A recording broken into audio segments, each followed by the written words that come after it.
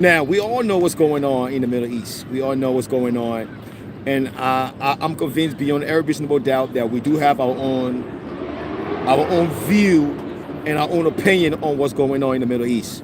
If I were to ask you right now, are you in support of U.S. troop or the U.S. airstrike with President Trump going to war? Most of us Americans, we are divided on that was a good move or that wasn't a good move. I mean, from the observation and from the research that I've done and from the report that we have done, most Americans are now reassessing if our action in the Middle East was a just move at all. If that move was a just move. Now, what we were told when the airstrike happened on the 28th, we were told that, oh man, that airstrike, once it was done, once it happened, that was it. We don't have to go to war. The war will not escalate. And not only will we not have to go to war, not only will it not escalate, what we were told it was a no-brainer. It was done deal. Iran is depleted. Iran power or capabilities is depleted, or they are depleted. We were told. These are things that we were told. Now, and I was convinced, and I ain't gonna lie, I was convinced that from that airstrike that America had some level or some leverage over Iran. I was convinced beyond every reasonable doubt. The matter of fact, I even wrote an article on that stating that there'll be no way that Iran will recuperate from that airstrike. All right? And also, I will also misinform, again, that the airstrike targeted family members of Ali Khamenei. I never knew that his son was still alive. I didn't know that. We just discovered today that his son was appointed in the same exact position as his father. Same exact position as his father.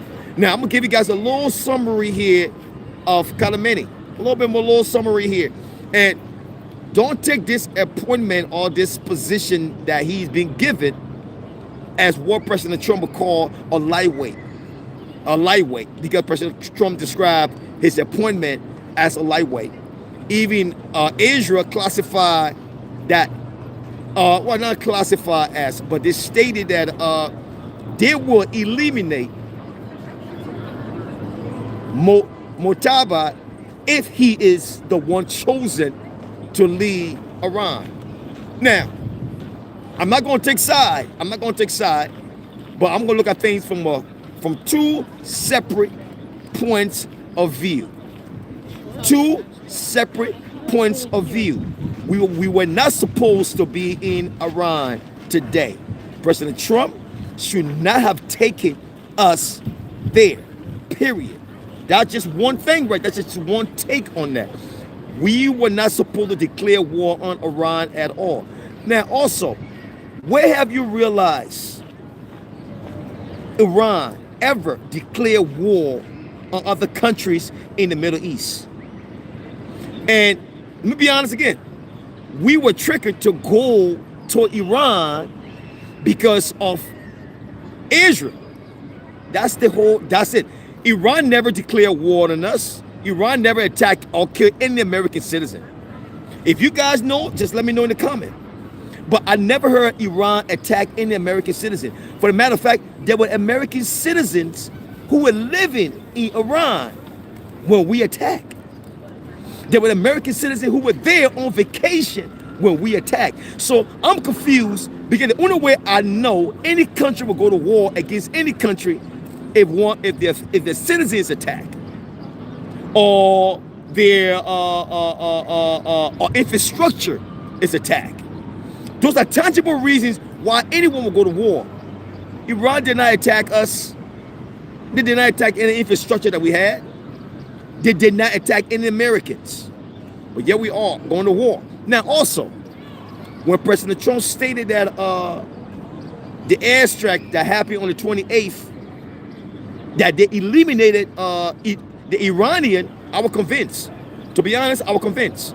I said, oh, the war is over, man. You know, with that airstrike and with Ali Khamenei being killed, I felt that was a done deal. Now his son is the next man in position. So it means that we just wasted resources, manpower, just to come back to the same thing. His son has been appointed as his father supreme leader. Because what I was told, that the airstrike eliminated his sons. That's what I was told. So in my mind, if the airstrike killed the father and kills his son, then automatically whoever comes in would not be as similar to Ali Khamenei. But if you put a son of a father in position, what do you think that son is going to do? If somebody killed my father, if somebody attacked my father, attacked my country, and I'm in position, what do you think I'm going to do? I'm going to do exactly what my father been doing. The son is not going to do anything different from what his father did. So it makes the war now, to me, useless, because the son is the next man in position. Now, MOJTABA Khamenei, he's not no ordinary guy. He's not just some newbie or some just come, or someone who just got on the scene. He's well known. He's well known around the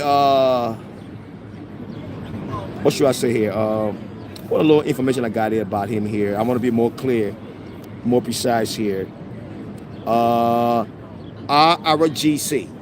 If you guys know what the IRGC is, it's almost like saying, what's the right analogy I would use here? Example I could use here. We will say Hezbollah. Let me use it. So IRCG. He has influence over the IRCG. We will say more or less all these small little terroristic organizations in the Middle East. MOJTABA has connection with those organizations. The same leverage his father had. He had connection with all of these people. So I'm saying to myself here, why did we go to war? If we were going to war to eliminate a regime, and a son of that regime is still alive, did we really eliminate that regime? Did we really eliminate that regime? And I'm like saying, we are going into the home on 8th Street, apartment C. We are going in there. We're going to kill everybody in there, kill all the kids and everybody there. We're going to eliminate our family. But you go in that home and you only kill the dad, but the son's still around. Have you eliminated the regime? No, you haven't. The son is still there. The son is just going to do the same exact thing his father did, or even more than that. So now I'm kind of reassessing, why did we go to war? Why were we even declaring war on Iran when we got sons of Ali Khamenei, who is the next leader now? Now my question to you guys here now, and you guys can leave a comment. What do you think the son is going to do when the son already has it in mind that his father was killed wrongfully? That his father was killed wrongfully. That son who is resuming power now as the leader, what do you think he's going to do? You know what? A white lady said something, and now it's making sense to me now, and I'm gonna have to give her credit eventually once I get her name. She said this. She said, we didn't have no strategy going to Iran. We didn't have no strategy. We didn't have no plan. We didn't have nothing planned, nothing in place. As a matter of fact, we didn't have no reason of going because Americans will not attack. American interests will not attack. She said we didn't have no reason of declaring war. But the reason why we declared war because Israel went into war. So since Israel is our allies of us, we chose to take that route. but we had no business being involved. She also stated that what we were told with the airstrike, it did not kill the intricate people it was supposed to kill. It didn't kill the intricate. Now, what I was told, that the sons were involved in the airstrike. Since once that information hits, I said, oh, you know what? If the sons are involved, then that regime is done with. It's over with. That regime is over. Today, the second son was appointed. Not only was he appointed, but this son has connection with all those small terroristic organizations in the Middle East.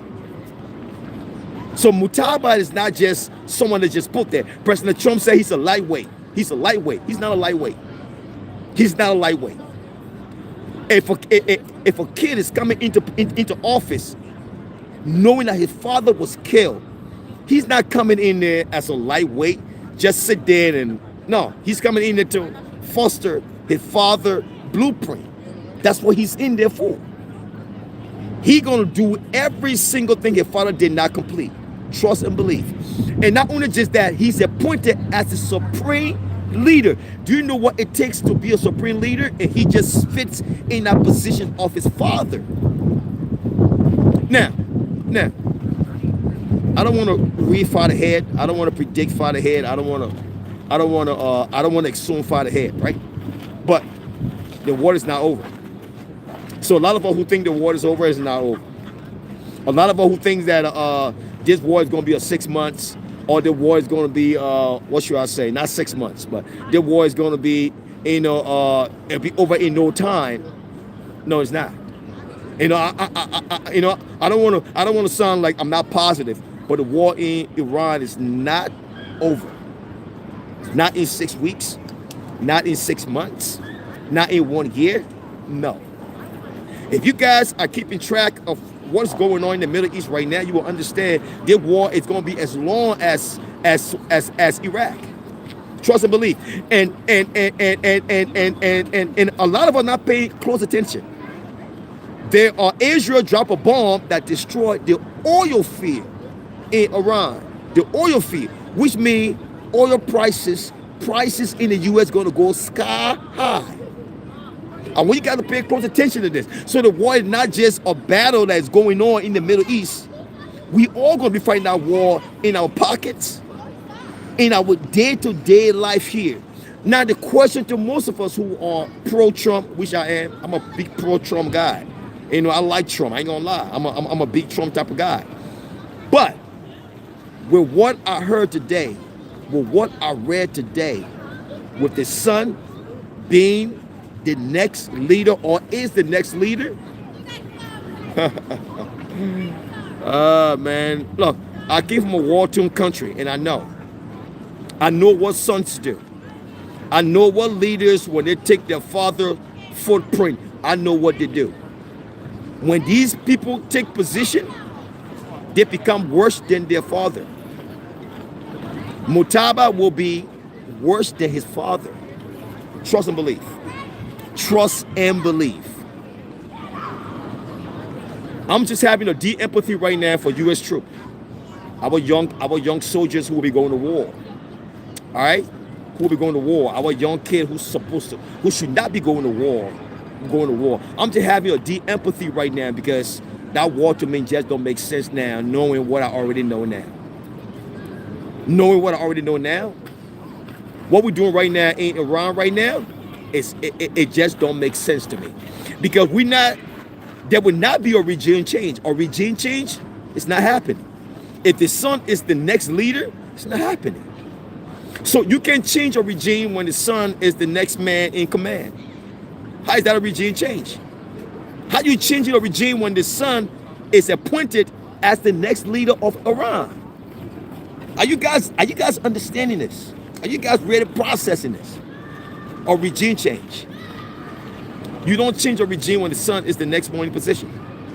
You can't change a regime when the son, not only just the son is the next one in position, not only the next one in position, but the son has influence over all these small terroristic organizations in the Middle East. Oil prices high, prices going up. This war is going to last more than we think. And what is going to happen at home for us here, and this is what bothers me, it still does. We're going to have angry Iranian in this country. Angry Iranians in this country. Let me say this very clear. And I'm saying it from the place of truth. I'm saying it from the place of deep empathy. Not every Iranian in the U.S. happy with the attack that we launched against their leader.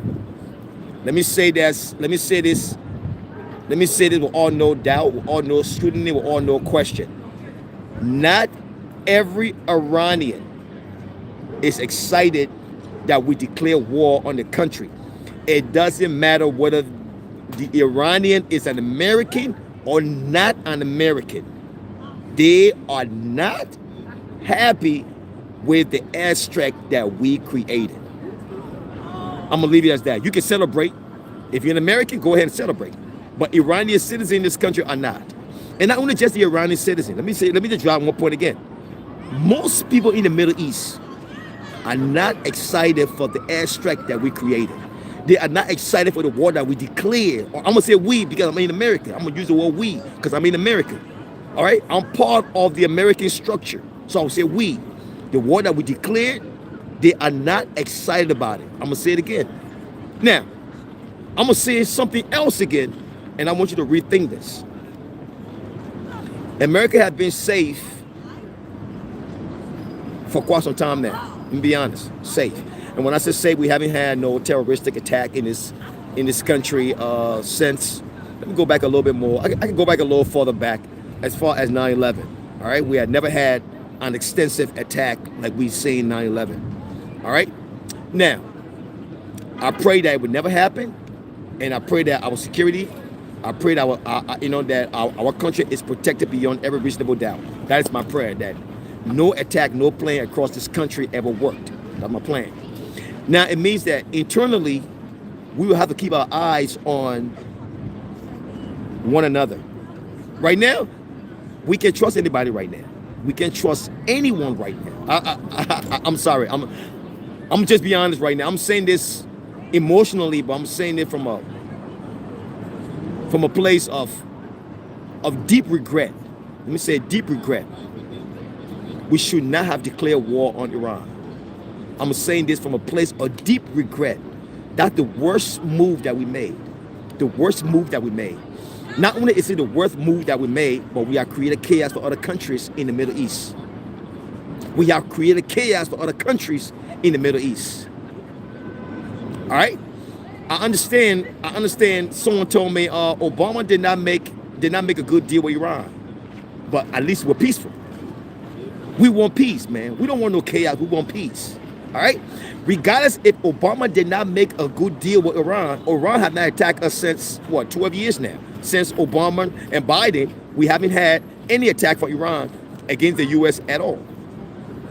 We haven't had one. 12 years. We haven't had one. So regardless if the deal was bad or the deal wasn't the best of the best deals, America is still safe. Now, let me also ask you, why will us allow, or let me say in a very respectable way, where it will not come back to hunt me back eventually. When I say hunt me, to repeat myself. Why must America adhere to Israel's request to attack Iran? As great as we are, as powerful as we are as a country, why did we allow our allies to influence us to attack Iran?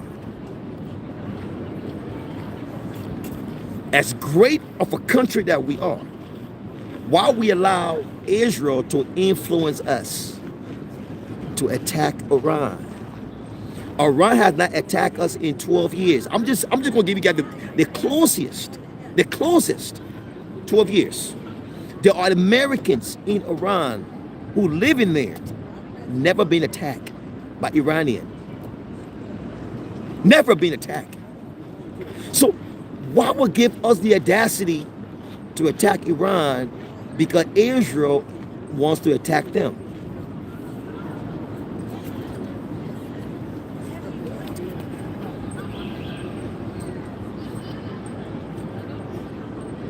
I feel for the U.S. troop. Our young kids, 18, 19, 20, 21, 22. I'm gonna just stay at 22.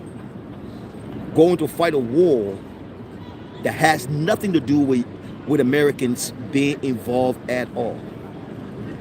So what motivates our kids to go to war is this. I'm going to war because an American was killed. That's a tangible reason that I would say, you know what, let me join the U.S. troop, you know what, the Air Force or the Navy. I'm going there because you know what?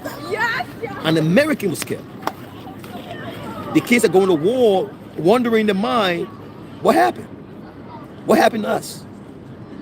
Was any American killed? Was any American entity attacked? Was President Trump attacking any point, any way? No. But you know what? Do you know why you're going there? Because we think that they are equipped enough to attack us. So because we think that they are equipped enough to attack us, that's what we're going to war for. What sort of motivation is that for a young kid? And like, I mean, I'm just saying, it's like my dad coming home and say, you know what? We're going next door to beat up the people next door because I think I heard them saying something about me. Dad, hold on. You heard something, Dad? You sure? We're not going to go next door and just beat up the neighbor next door because you think you heard something. That's what's going on in the Middle East right now. We think we know something. So we're sending our troop and deploying our troop on the ground because we think we know something. That's bullshit. You know, let me say it again. That's bullshit. This war right now is a bullshit. Now the son of Ali Khamenei now is the next leader. Once that pop up on my phone, I said, ain't no regime change. It's no regime change. Let me give you one example why it's not a regime change. It's not a regime change.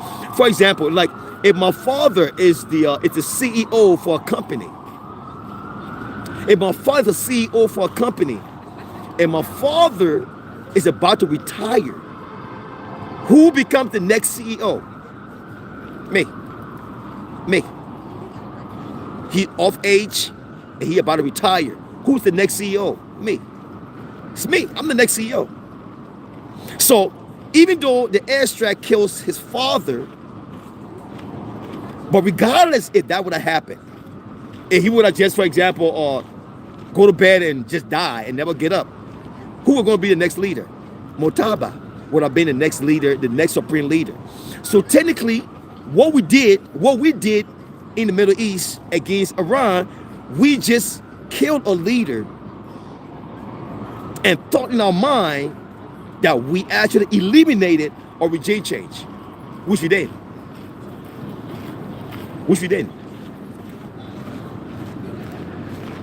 We got a long way to go, man. This war in Iran, it's a long way to go. It's a long way to go. I just hate to say it the way I'm saying it. It's a long way to go. And not only is it a long way to go, but then at home, we got to watch our backs at home also. Because we don't know who is who. We don't know who's angry. Just in Texas, a guy walking around with a t-shirt that says owner of Islam in Texas. Strap up with what? With explosive. Just right here, 2 days ago, next to the mayor in New York City, bombs threats from Islamics. They're not Christian, because I'm Christian, for Islamic. What I tell you and I in other parts of this country, what I tell you and I in other parts of this country, it means that we're not safe. We're not safe. And the reason why we're not safe is because we declare war on Iran. Do you know how many Iranian citizens in this country? Do you know how many Iranian citizens in this country? Or do you know how many Iranians who are citizens in this country? Do you know? Do you know? Do you know how many Iranian kids who are citizens in this country? Do you know? See, these are things that we don't know. We don't know. Maybe we know. Maybe we haven't processed to understand that people take their home country over their naturalized country. I'm going to say it very clear again. And maybe this is going to resonate. It doesn't mean that because someone go and say, I'm an American and pledge an allegiance,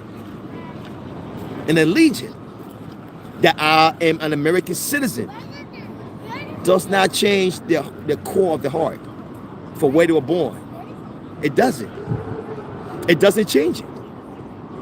It doesn't mean that because someone says, you know, or the kid was born here, means that if that kid grow up, it means that that kid is more American than what his family or what his parents took him from. No.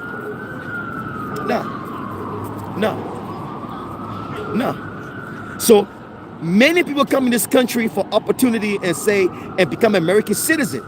It doesn't mean that their heart is with America. It doesn't mean they truly love America. Nah, they just take the opportunity. I'm an American because you know what? I can get better jobs. I can make good money. I can own some property here. But where's their heart? Where's their heart? Where is that American heart? Where's that true American heart? Where's that real American heart? Most naturalized people don't have the real American heart. It just don't. It just don't. But yet we are declaring war on these countries, declaring war on these countries, declaring war in these countries, declaring war in these countries, declaring war in these countries when we got these same people who are citizens in our country. Make it make sense to me. Make it make sense to me. If you from Japan, let me use an analogy, and you were born here, and your parents are from Japan, what your real heart is, it's in Japan. It doesn't matter because you're born in America. Your true heart is in Japan. Your true heart is in Japan. If Japan were to just go off right now, your heart goes off. Even though you're born in America, but your true heart is where your parents are from. That's why you never declare war on other countries when you know the people in your countries are from there.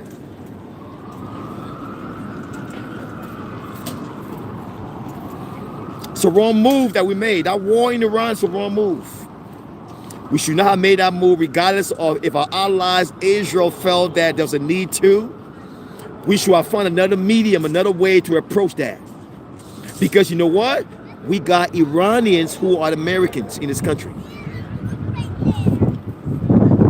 I'm sounding more like an activist, but I'm sounding like a journalist.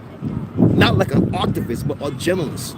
We should have turned our minds, or recalibrate our minds and say there are more Iranians who are Americans. And we're not going to declare war in Iran because you know what? They never attacked us. You tell me in the live, where did Iran ever attack us or attack anything that we own in 12 years? In 12 years. None. But yet we are declaring war in a country wherein we thought we eliminated the regime, but we did not eliminate the regime. We did not eliminate the regime. The son, MOJTABA, is the next leader right now in Iran. I didn't want to do this live. The matter of fact, to be honest, I even said that I wasn't going to do live because I got so much stuff going on. I would just post videos and post content and so forth. But with the urgency, I had to just go live. I'm a big Trump guy. You see Trump behind me? I'm a Trump guy. I'm a strong Trump supporter. Be very clear. I ain't gonna front.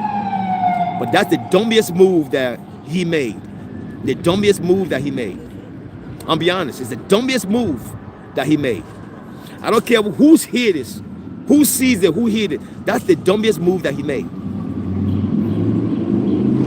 We had no business declaring war in Iran. We had no business to. Because there's not a regime change. We didn't change the regime. The son is the leader now. If you were to just Google right now who's the next leader in Iran, it's the son of Ali Khamenei. He is the new supreme leader right now. So it means that, are we going to attack him now? Are we going to keep fighting to get rid of him? Is that what we're going now? Because that would mean a regime change now. If we go after him now, is that what we're going to do now? Is that why we're going putting troops on the ground to get rid of him now? I hope the FBI, CIA, and the U.S., whoever intelligence listen to me saying this right here. It's the most fucked up move. Let me say again in a way that it should be. My understanding of a regime change is that you got rid of the whole family. That's a regime change. We dropped the bomb and we killed him and all his kids. You didn't do that. You didn't do that. You didn't do that. You killed other generals who technically were never going to be the next in command anyway, regardless. You know, they were never going to be the next in command regardless. So what were the regime changes? We're in a peaceful country, 12 years, no war, no major attacks like we see 9/11. And all of a sudden now we declare war now. And we think that we're declaring war that is tangible and just business. I love you guys and God bless. This is the worst of every decision that President Trump had made. Of every decision that he had made. To me, I think this decision was not his decision. And even if this decision to go to war with Iran was his decision, it was not thought through. It was not reassessed enough. It was not evaluated enough. It was not calculated enough. Even though what he's saying that he anticipate that they got nuclear weapon or they had the potential, those are all alleged discussion. They were not tangible ones.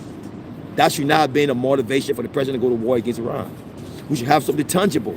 American citizens are killed or the American entity is being attacked. Then that make most sense. The American embassy or something. That's tangible. None of that happened at all. But we chose to go to war because of Israel. That's pointless. President Trump is smarter than that. But that's the dumbest move he ever made. I love you guys and God bless. Keep praying for this country, man. I love this country to death. I'm not an American. But I would never sit back in any form, in any way, see this country destroyed in any form. All my families are Americans. I'm not an American. I don't want to become an American, but all my family are Americans. All my friends are Americans. Everything I do in this country is all centered around America, right? But I'm not an American. I don't want to become an American. But I will say this again. I would not sit back and allow this country to go in any form, in any way, be destroyed. But we should not attack other countries knowing that they did not merit or they did not do nothing wrong to us to attack them. I love you guys and God bless. I love you, man. God bless America. Let's get it.